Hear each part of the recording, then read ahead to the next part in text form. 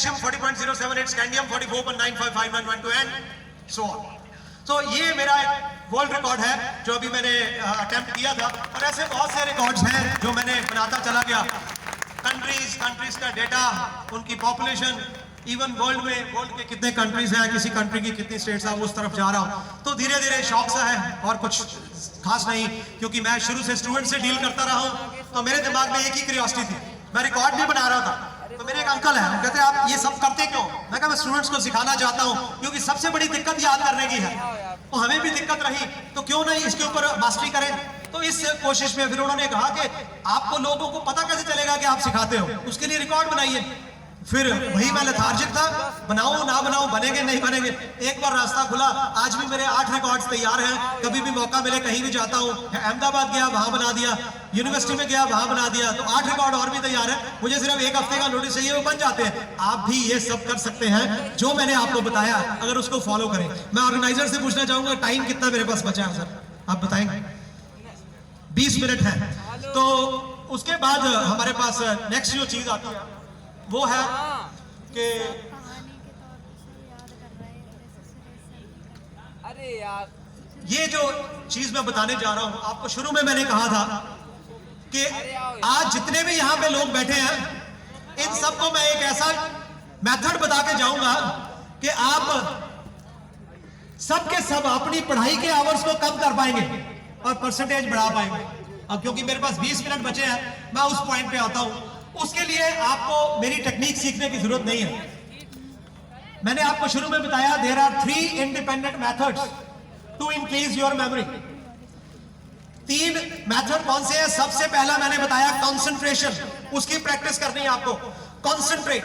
अब हर कोई कहता है बेटा कंसंट्रेट करो, थोड़ा और कंसंट्रेट करो, पर क्या आपको किसी ने कहा कभी कि बेटा कंसंट्रेट करो? पेरेंट्स ने या टीचर ने सबको कहा होगा, पर कभी उनसे हमने सवाल नहीं पूछा, हिम्मत नहीं की। हम टीचर्स की रिगार्ड करते थे, जो वो कहते थे सिर माथे, कुछ नहीं पूछते थे। कभी हमने पूछा नहीं कि सर मैं कंसंट्रेट करना चाहता हूं, बताएंगे कैसे? कोई नहीं बताता, किसी को पता ही नहीं है कंसंट्रेशन किस काम की है, कहां पे, कभी नहीं सिखा। और जबकि हमारे करिकुलम का हिस्सा होनी चाहिए ये कंसंट्रेशन प्रैक्टिस। तो मैं इसके लिए अभी तो आपके पास मैं पूरी की पूरी कंसंट्रेशन का बैग भी बनाया हुआ सिखाता हूं, पर उसके लिए कम से कम आधा पौना घंटा चाहिए। पर मैं आपको ब्रीफ में एक चीज हिंट देता हूं। आप YouTube पे जाइए, हाउ टू इंक्रीज कंसंट्रेशन लिखिए, आपको इतने सारे गुरु मिल जाएंगे। उनकी सबकी 2-2 लाइनें सुनिए बस।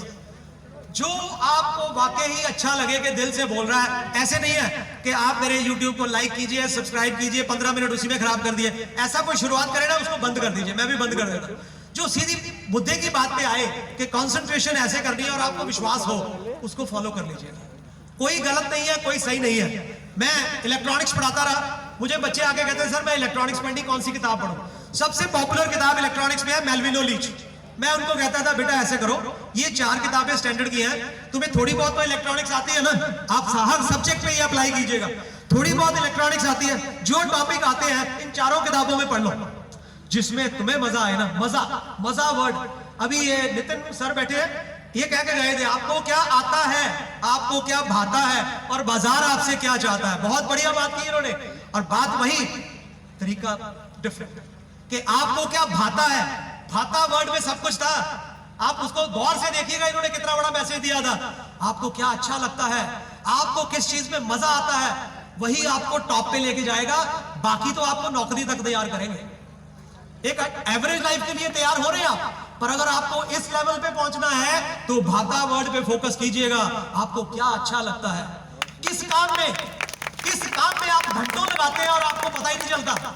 मुझे लोग यहां तक सुनने को मिला कि सर आपने इतना डाटा याद किया, ये तो कोई रिद्धि सिद्धि के मालिक होंगे।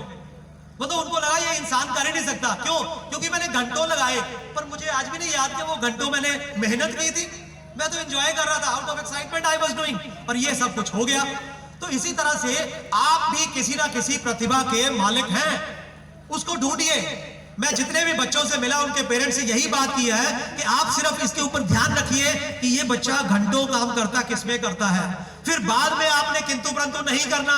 इसका इंटरेस्ट म्यूजिक में है, forget about non medical, forget about other thing. Music में जो आप इसके लिए कर सकते हैं कर दीजिए। ये बच्चा टॉप पे जाएगा सिर्फ म्यूजिक में, बाकियों में एवरेज जिंदगी जिएगा। पेरेंट्स विश्वास नहीं करते, अरे भाई म्यूजिक में तो बहुत एफर्ट है, बड़ा कंपटीशन, ऐसा कुछ नहीं सोचना। नेचर आपको हिंट दे रही है और आप उसको इग्नोर कर रहे हैं। तो इसलिए ये चीज बहुत जरूरी है, आपको क्या भाता है। Thank you very much Nitin ji, आपने बहुत बढ़िया मैसेज दिया था। मैं पिक्ड इट कि ये एक पॉइंट था जो आप बहुत सरलता से कह गए। अगर इन्होंने कहा भी था अगर मुझे वक्त मिलता तो मैं आपको, तो इसी पॉइंट को इन्होंने तीनों में इलेबोरेट भी करना था।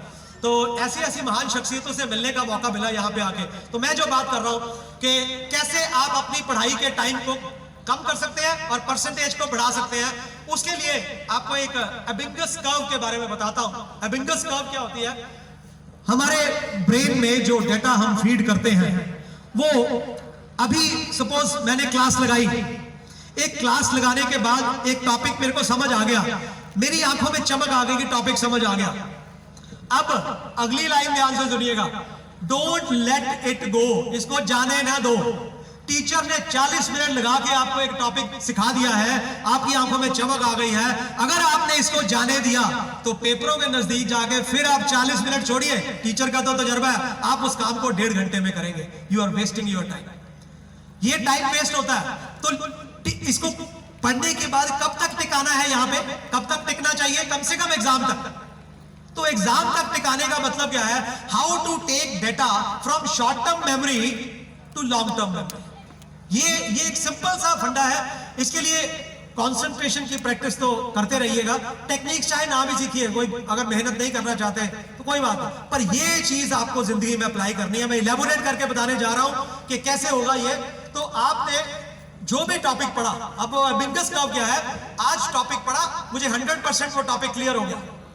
मैं जब अपनी फिजिक्स की क्लास खत्म करता हूं, 45 मिनट्स की क्लास 40 मिनट्स में पढ़ाने के बाद 5 मिनट स्टूडेंट्स को कहता हूं कि इसको एक बार नजर मारिए, अभी के अभी इसको रिवाइज कीजिए। उसमें से चाहे 40-50 बच्चों में से 4 को फायदा हो रहा हो, मुझे कोई फर्क नहीं पड़ता, जो अप्लाई करेगा वही कामयाब होगा।